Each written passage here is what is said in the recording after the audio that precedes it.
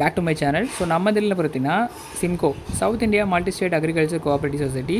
So இந்த சொசைட்டிலேருந்து salesman, supervisor, office assistant சொல்லிட்டு பல்வேறு விதமான போஸ்டிங்ஸ்க்கு காலிடங்கள் வந்து அறிவிச்சிருந்தாங்க. அதற்கான எக்ஸாமினேஷன் ஜூலை மந்த் மிடில் வந்து நடக்கலாம் அப்படின்னு நம்ம எக்ஸ்பெக்டேஷன் பண்ணுறோம். கண்டிப்பாக ஹால் டிக்கெட்ன்றது இந்த மந்த் எண்ட்லேருந்து ஸ்டார்ட் பண்ணிடுவாங்க கொடுக்குறதுக்கு. நம்ம கால் பண்ணி கேட்டதுக்கு எலெக்ஷன் முடிஞ்சதுக்கப்புறம் ஆஃப்டர் வந்து ஹால் டிக்கெட் இஷ்யூ பண்ணுவோம். ஜூலை மந்த் ஃபஸ்ட் வீக்கில் எக்ஸாம் இருக்கும் அப்படின்றத வந்து இன்டிமேட் பண்ணியிருக்காங்க. ஸோ அவங்க சொன்ன மாதிரியே நம்ம வந்து எக்ஸ்பெக்ட் பண்ணோம் அப்படின்னா ஜூலை மந்த்து ஸ்டார்டிங்லேயே எக்ஸாமினேஷன் இருக்கலாம். ஸோ அதை வந்து மிடில் கூட இருக்கலாம். அதனால் நம்ம வந்து எக்ஸாமினேஷன் ப்ரிப்பேர் பண்ணுறத ஃபுல் ஆக்டிவாக வந்து பண்ணணும். அதனால் இந்த ஒரு வீடியோவை ஸ்கிப் பண்ணாமல் ஃபுல்லாக பாருங்கள். எக்ஸாமினேஷனுக்கு ரொம்ப யூஸ்ஃபுல்லாக இருக்க ஒரு டாபிக்ஸு. ஸோ சிலபஸில் இது சம்மந்தமான ஒரு டாபிக் வந்து கொடுத்துருக்காங்க. வேளாண்மை உயிர் தொழில்நுட்பம்ன்றதான் இந்த டாப்பிக்கு. ஸோ இந்த உயிர் தொழில்நுட்பம் டாப்பிக்கில் ஃபுல்லாக வந்து பார்க்கலாம். ரெஸ்ட்ராக்ஷன் நொதிகள் என்பது என்ன அப்படின்னு கேட்டிருக்காங்க. ஸோ ரெஸ்ட்ராக்ஷன் நொதிகள் என்பது மரபு பொறியியலில் முக்கியமான கருவியாகும். நியூக்ளியோஸ் டிஎன்ஏவை குறிப்பிட்ட இடத்திலிருந்து துண்டித்தல் அப்படின்றது தான் இதற்கான ரெஸ்ட்ராக்ஷன் நொதிகள்.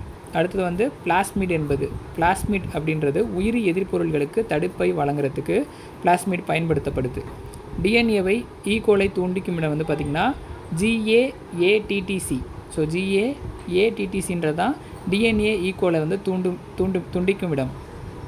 அடுத்து மரபணு பொறியியல்ன்றது ஒரு உயிரினத்தின் டிஎன்ஏவை மற்ற கலப்பினத்துடன் சமன் செய்தல். அடுத்து எது உயிரி உணர்வியலில் பயன்படுத்தப்படுகிறது? நொதிகள். எது உயிரி உணர்வியலில் வந்து பயன்படுத்தப்படுகிறதுன்னு பார்த்திங்கன்னா நொதிகள். எத்திடியம் புரோமைடு எந்த தொழில்நுட்ப முறையில் பயன்படுத்தப்படுகிறது? அகோரஸ் இழும மின்னார் பிரிப்பு. அகோரஸ் இழும மின்னார் பிரிப்பு. ஒரு தாங்கி கடத்தியலில் உயிர் தொழில்நுட்ப எதிர்பொருள் மரபணு எதனை தேர்ந்தெடுக்க உதவுகிறது? மாற்றப்பட்ட செல்கள். ஒரு தாங்கி கடத்தியலில் வந்து உயிர் எதிர்பொருள் வந்து மரபணு எதனை தேர்ந்தெடுக்க உதவுகிறதுன்னு பார்த்திங்கன்னா மாறுபட்ட செல்களை. டேஸ் துறையில் உயிர் தொழில்நுட்பம் பயன்படுத்தப்படுகிறது. தொழில்துறையில் நொதித்தல். தொழில்துறை நொதித்தலில் வந்து உயிர் தொழில்நுட்பம் வந்து பயன்படுத்தப்படுகிறது. நோயை உண்டாக்கும் உயிரினங்கள் பயன்படுத்துவதன் மூலம் அடையாளம் காணப்படுகின்றன. டிஎன்ஏ ஆய்வுகள். அதாவது நோயை உண்டாக்குற உயிரினங்கள் பயன்படுத்துவதன் மூலம் டேஸ் காணப்படுகின்றன. டிஎன்ஏ மூலம் அடையாளம் காணப்படுகின்றன. டிஎன்ஏ வழக்கில் சர்க்கரை மற்றும் நைட்ரஜன் அடிப்படை இடையே எந்த பிணைப்பு அறியப்படுகிறது? அப்படின்னா கிளைகோசோடிக் பிணைப்பு. கிளைகோசோடிக் பிணைப்பு தான் டிஎன்ஏ சம்மந்தமாக இருக்கிற சர்க்கரை மற்றும் நைட்ரஜன் அடிப்படை இடையே உள்ள பிணைப்பை வந்து அறிய பயன்படுகிறது. பின் வருவனவற்றுள் எது மரபணு குளோனிங்கிற்கு வெக்டராக பயன்படுத்தப்படவில்லைன்னு பார்த்திங்கன்னா MAC. மரபணு குளோனிங்க்கு வந்து வெக்டராக பயன்படுத்தப்படாதது வந்து MAC. ஸோ அடுத்து மெத்தனோஜெனிக் டேஸ் பாக்டீரியா ஆகும். மெத்தனோஜெனிக் காற்றில்லா இயற்கை பாக்டீரியா ஆகும். மெத்தனோஜெனிக்ன்றது காற்றில்லா இயற்கை பாக்டீரியா. கிளைகோசோலிஸ் மற்றும் DCA சுழற்சியை இணைக்கும் மூலக்கூறு அசிடைல் கோ.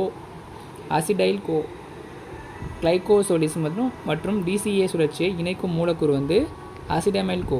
அடுத்து வந்து பார்த்திங்கன்னா கட்டுப்படுத்தும் நொதிகளை கொண்ட பாக்டீரியாக்கள் பாதிக்கப்படுவதில்லை. ஏனெனில் கட்டுப்படுத்தப்பட்ட நொதிகளில் பாக்டீரியாக்கள் வந்து பாதிக்கப்பட்டதில்லை. ஏன்னு கேட்டிருக்காங்க.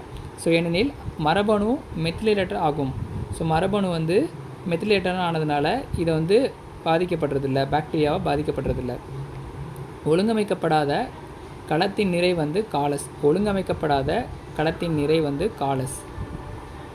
இதில் உள்ள ப்ரொனவுன்சியேஷன்லாம் உங்களுக்கு வந்து மிக்ஸ் பண்ணியிருக்கும். சென்ட்ரல் கவர்மெண்ட் எக்ஸாமினேஷனில் மேக்ஸிமம் கேள்விகள் வந்து இப்படி தான் கேட்குறாங்க. ஸோ இந்த உயிர் தொழில்நுட்பத்தில் வந்து நம்ம ப்ரீவியஸ் இயராக எடுக்கப்பட்ட கேள்விகள்லேருந்து தான் தொகுத்து வந்து உங்களுக்கு காம்போவாக இதில் வந்து கொடுக்குறோம். கண்டிப்பாக இதுலேருந்து கேள்விகள்ன்றது ஒரு 3 கேள்விகள் வந்து நம்ம எக்ஸ்பெக்ட் பண்ணலாம் எக்ஸாமினேஷனுக்கு. அதனால் ஃபுல்லாக ஸ்கிப் பண்ணாமல் பாருங்கள்.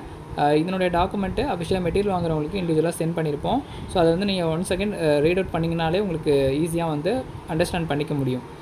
அடுத்து ஓப்ரான் டேஸ் கொண்டுள்ளது. ஓப்ரான் வந்து என்ன கொண்டுள்ளதுன்னு பார்த்திங்கன்னா ஆப்ரேட்டர், கட்டமைப்பு மரபணு, விளம்பரதாரரை வந்து கொண்டிருக்கு.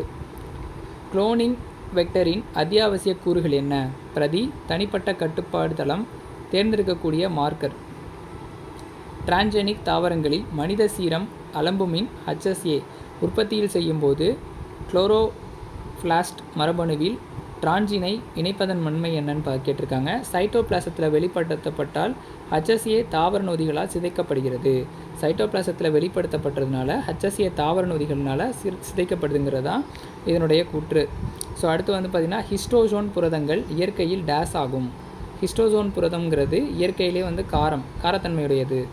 அடுத்தது ஃப்ளார் தக்காளியை உற்பத்தி செய்ய பயன்படுத்தப்படும் முறை ஆன்டிசென்ஸ் தொழில்நுட்பம்.